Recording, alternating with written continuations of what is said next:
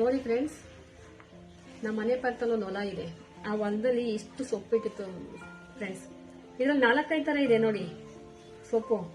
ತುಂಬಾ ಟೇಸ್ಟ್ ಆಗಿರುತ್ತೆ ಸೊಪ್ಪು ಸಾರು ಮಾಡಿ ಊಟ ಮಾಡಿದ್ರೆ.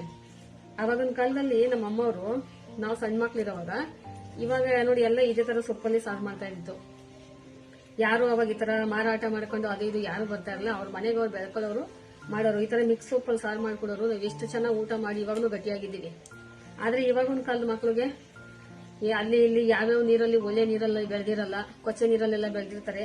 ಆ ನೀರಲ್ಲಿ ಬೆಳೆದಿರೋದನ್ನ ತಗೊಂಡು ನಾವ್ ಏನ್ ನಾಕ್ ಮಾಡಿದ್ರು ಟೇಸ್ಟ್ ಇರಲ್ಲ. ಇದಕ್ಕೆ ಏನೇ ಒಂದು ಇಂಗ್ರೀಡಿಯೆಂಟ್ಸ್ ಕಮ್ಮಿ ಇದ್ರೂ ಕೂಡ ಎಷ್ಟೊಂದು ಟೇಸ್ಟ್ ಇರುತ್ತೆ ಗೊತ್ತಾ. ಅದಕ್ಕೋಸ್ಕರ ಇವತ್ತು ಈ ಸೊಪ್ಪನ್ ಸಾರು ಮಾಡಿ ಊಟ ಮಾಡ್ಬೇಕು ಅಂದ್ಬಿಟ್ಟು ಈ ಸೊಪ್ಪು ಕಿತ್ಕೊಂಡ್ ಬಂದಿದ್ದೀನಿ ಫ್ರೆಂಡ್ಸ್. ಇವತ್ತು ಈ ಸೊಪ್ಪನ್ ಸಾರು ಮಾಡಿ ಊಟ ಮಾಡ್ಬೇಕು. ಹಳ್ಳಿಲಿ ಇದ್ರೆ ನಿಮ್ಗೆಲ್ಲ ಗೊತ್ತಿರುತ್ತೆ, ಹಳ್ಳಿಲಿರೋರ್ಗೆ. ನಾನು ಹಳ್ಳಿಲಿ ಸಿಟಿಲಿರೋರ್ಗೆ ಇದು ಗೊತ್ತಿರಲ್ಲ, ಇದ್ರ ಮಹತ್ವ ಏನು ಅಂದ್ಬಿಟ್ಟು.